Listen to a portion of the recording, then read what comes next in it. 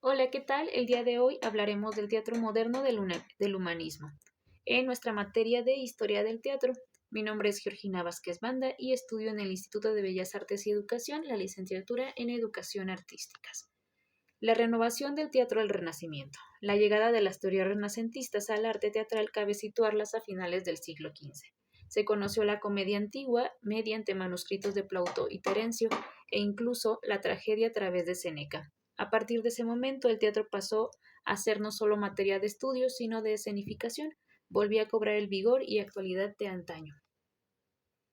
El Renacimiento se caracterizó por la renovación estética y la inclinación a estudiar e imitar el arte y las ideas de las culturas de la antigua Grecia y la antigua Roma.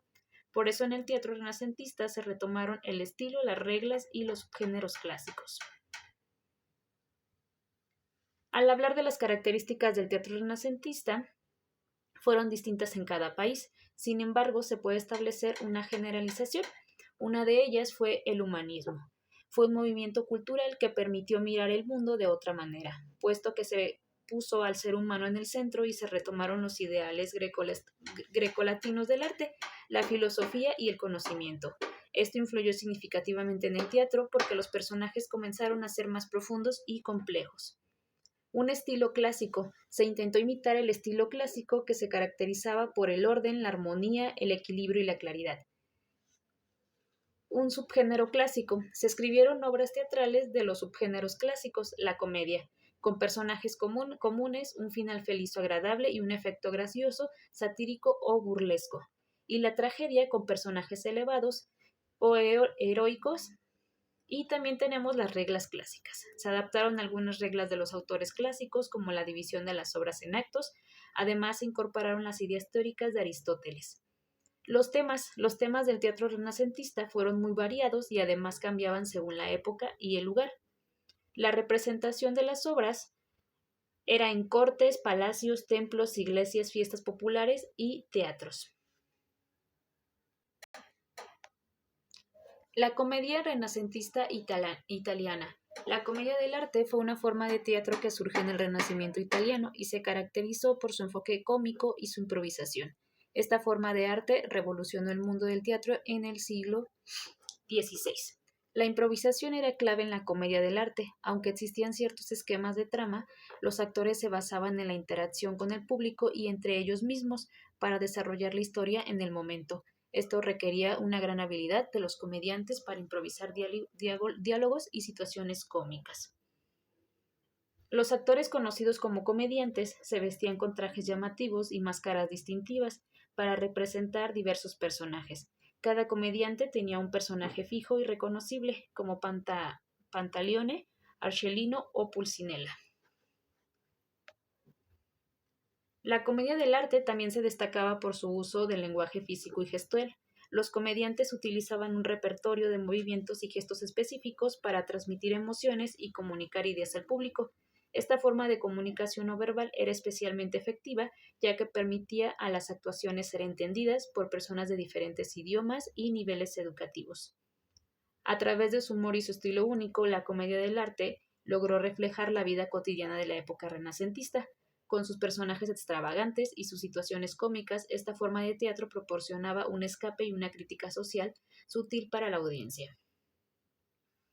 La comedia del arte fue una forma de teatro cómico que se convirtió en un fenómeno popular durante el Renacimiento italiano. Su enfoque en la improvisación, el lenguaje físico y la representación de la vida cotidiana capturaron la atención y la risa del público de la época. La comedia del arte en el Renacimiento se caracterizó por ser un tipo de teatro improvisado y popular que contaba con personajes estereotipados y situaciones cómicas. Las principales características estilísticas de sus obras incluían el uso de máscaras, gestos exagerados y acrobacias.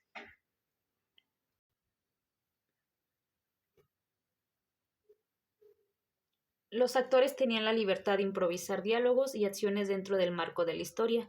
En cuanto a las temáticas, las obras de la comedia de arte solían abordar temas sociales, amorosos y políticos de manera satírica y humorística. Todo esto se convirtió a la comedia del arte en una forma del entretenimiento muy popular durante el Renacimiento. La comedia del arte fue una forma de teatro cómico que se popularizó en el Renacimiento italiano con su estilo improvisado y sus personajes arquetípicos, logró cautivar al público y dejar una huella duradera en la historia teatral. Ahora bien, hablemos del teatro isabelino. El teatro isabelino es el estilo de interpretación de obras teatrales que floreció durante el reinado de Isabel I de Inglaterra y que continuó bajo sus sucesores Estuardo. El teatro isabelino fue testigo de los primeros actores profesionales que pertenecían a compañías itinerantes y que interpretaban obras en verso blanco con temáticas entretenidas y no religiosas. El primer teatro permanente se construyó en Londres en 1576 y rápidamente lo siguieron otros, por lo cual el arte dramático como entretenimiento se convirtió en una industria en auge. El hecho de que los teatros realizaran funciones diarias dio lugar a la existencia de compañías permanentes de actores que no tenían que hacer giras y por lo tanto podían invertir más tiempo y dinero para asombrar a una audiencia, que estaba compuesta por personas de ambos sexos y todas las clases sociales. El dramaturgo más célebre de la época fue William Shakespeare, cuyas obras eran interpretadas en el famoso Globe Theatre de Londres y que abordaban temáticas tan diversas como historia, romance, venganza, asesinato, comedia y tragedia.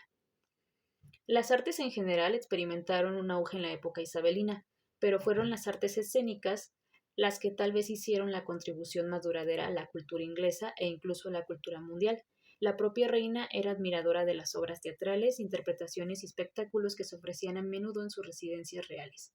Isabel cuidaba mucho su imagen de la reina virgen que había sacrificado su vida personal para concentrarse en el bienestar de su pueblo.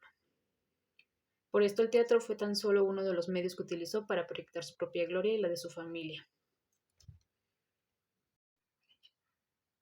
Como mencionamos, William Shakespeare fue uno de los autores más célebres del teatro isabelino. Él nació en Stratford en 1564 y en 1592 se hizo conocido en los ambientes teatrales. William produjo en promedio 2 obras por año y escribió 37 en total. Ponerle fecha a sus obras es problemático, ya que no existen los manuscritos originales, por lo cual los historiadores han buscado pistas en los propios contenidos de las obras y en otra evidencia documental. Sus obras suelen dividirse en 4 categorías que demuestran el amplio espectro del teatro isabelino en general. Estas categorías son comedias, romances, historias y tragedias. Las obras, como muchas de la época, combinan juegos de palabras y referencias burlonas a la política contemporánea, con historias de amor, actos oscuros de venganza y asesinato, eventos históricos, ficción histórica y una gran porción de patrioterismo. El teatro isabelino fue importante porque creó grupos de actores profesionales que representaban obras regulares y baratas para el público en teatros construidos a tal efecto. El dramaturgo más famoso de este periodo fue William Shakespeare, como ya lo habíamos mencionado. El tema de muchas obras isabelinas eran los acontecimientos históricos, especialmente de la antigüedad griega y romana. Los reyes medievales también eran un tema popular, como se ve en las obras de William Shakespeare. El teatro isabelino más famoso fue el Globe Theatre de Londres, inaugurado en 1599. Era circular y de madera. Mostró muchas de las obras de William Shakespeare, como Romeo y Julieta. El teatro español del siglo de oro. Se trata de una época en la que se vivió una auténtica revolución en las letras y en las artes en general. Grandes nombres de la literatura formaron parte de este periodo, como Lope de Vega o Miguel de Cervantes, y es que durante este siglo España vivió una gran revolución social y política que dio el pistoletazo de salida con el descubrimiento de América. El teatro fue uno de los géneros más conocidos y populares de la época. Las características más generales e importantes del teatro español del siglo de oro, en ellas podemos ver lo que es la comedia. En el siglo XVI todas las obras de teatro se denominaban con el nombre de comedias. Por tanto, los corrales de comedias eran los primeros teatros que se construyeron en el país y que cumplían una serie de características que permitían el acomodo del público y de los actores. Los temas de las comedias del siglo de oro eran muy variados, pero en general se solían presentar situaciones cotidianas con toques humorísticos para hacer una sátira de la sociedad y al mismo tiempo entretener al público. López de Vega popularizó las comedias de enredo.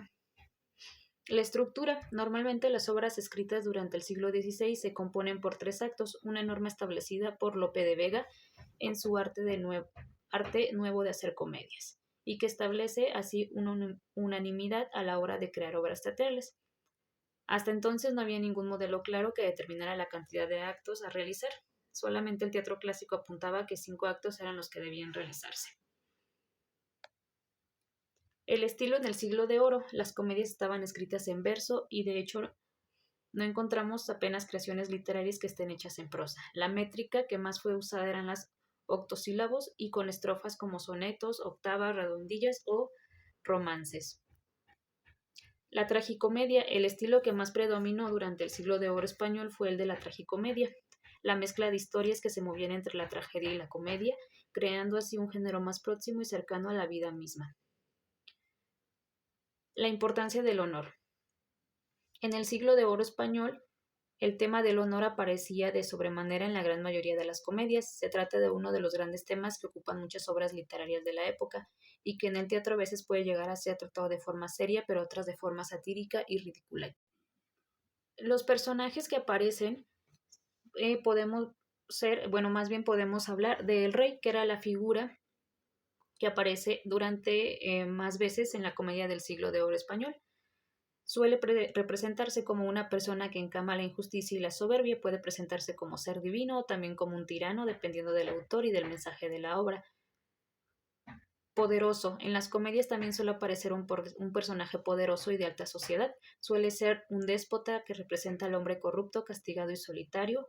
El caballero es una figura muy habitual en las obras del teatro del siglo de oro. Aparece representado con diferentes connotaciones, tanto de galán, de padre, de esposo o de hermano. Es el representante del código de honor que era tan escrito e importante de la época. Galán y dama. Esta pareja también es una de las más frecuentes en las comedias y de hecho gran parte de la intriga o del suspense tiene que ver con sus aventuras o sus desdichas. El galán suele representar las cualidades del héroe y las demás, y la dama las de la mujer ideal. El criado.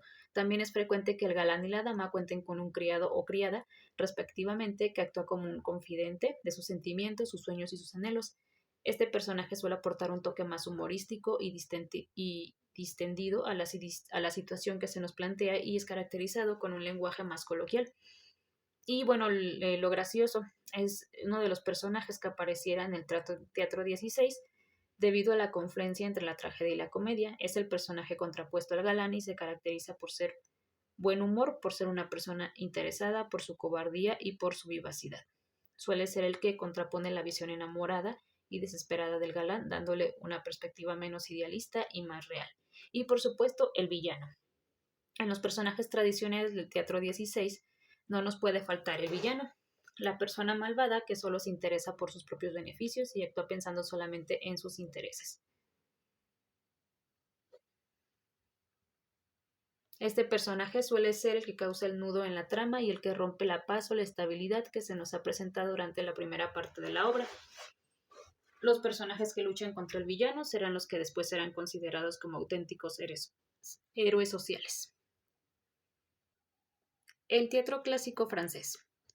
El teatro clásico francés constituye una reacción basada en la razón y el equilibrio contra los excesos del teatro barroco. Presenta, por tanto, algunas características específicas respecto al drama isabelino inglés o a la comedia nacional española representada respectivamente por Shakespeare y Lope de Vega. El teatro clásico francés respeta, con algunas excepciones, la regla de las 3 unidades. La acción es única y transcurre en un solo decorado durante un día. Las piezas responden al criterio del decoro o buen gusto. Los autores buscan la verosimilitud y por consiguiente rechazan tanto los argumentos descabellados como los elementos de tipo fantástico o sobrenatural. En general se observa una nítida distinción genérica entre la tragedia y la comedia frente a la mezcla de elementos trágicos y cómicos propios de las obras de Shakespeare o de teatro español del siglo de oro. El teatro del siglo XVIII en Europa. El teatro del siglo XVIII era básicamente y en gran parte de Europa un teatro de actores. Estaba dominado por intérpretes para quienes escribían obras ajustadas a su estilo. A menudo estos actores adaptaban clásicos para complacer sus gustos y adecuar las obras a sus características. Dramaturgos como el alemán Gotthold Sprang, Lessing, el francés Pierre de Maribaud, George Lillo y Richard Stepp en Inglaterra. Escribieron obras sobre la clase media y baja en situaciones realistas por simplistas, en las que el bien triunfaba de forma invariable. Este tipo de obra se conocía bajo los nombres de dramas domésticos o drama sentimental. El exponente máximo de este género fue el dramaturgo alemán August Friedrich Ferdinand von Kotzebue, el más popular en el siglo XIX. Sus más de 200 obras fueron traducidas, adaptadas o imitadas en casi todos los países occidentales. En esta época vimos la aparición del director. El naturalismo es responsable en gran medida de la aparición de la figura del director teatral moderno. Aunque todas las producciones teatrales a lo largo de la historia fueron organizadas y unificadas por un individuo, la idea de un director que interpreta el texto crea un estilo de actuación, sugiere decorados y vestuario y da cohesión a la producción. Es algo moderno.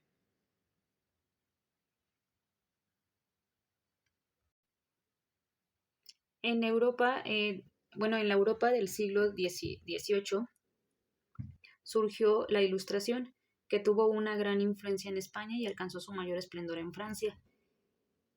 La ansia de conocimiento y la revolución del pensamiento, con hombres como Rousseau, Montesquieu y Voltaire, se vieron completados por un movimiento artístico y literario, el neoclasismo. El teatro popular de la Ilustración. Euskadi también participó en estos cambios. Apareció el Seminario de Vergara y los Caballeritos de Azcoitia crearon la Sociedad Vascongada de Amigos del País, una entidad que tenía como objetivo difundir la enseñanza y el aprendizaje. En esta época el género literario por excelencia era el teatro. Tenía cierto carácter didáctico, ya que se esperaba que con su puesta en escena el pueblo aprendiera mientras se divertía. Javier Munive, conde de Peñaflorida y presidente de la Sociedad Vascongada de Amigos del País, fue uno de los grandes cultivadores de las artes escénicas. Su fusión de las tres unidades dramáticas, acción, tiempo y lugar, puede considerarse la gran novedad del teatro popular de la época. En el teatro del siglo XVIII se caracterizó por la polémica entre los defensores del teatro popular y los que apoyaban el neoclásico. También se construyeron muchos teatros y surgió un nuevo público. Encontramos las poéticas neoclásicas. Se defendieron los ideales neoclásicos como la separación entre tragedia y comedia, el decoro y la verosimilitud. El teatro popular se creó para diferenciar la apuesta estética de los neoclásicos. El teatro popular era aquel que no era erudito o neoclásico.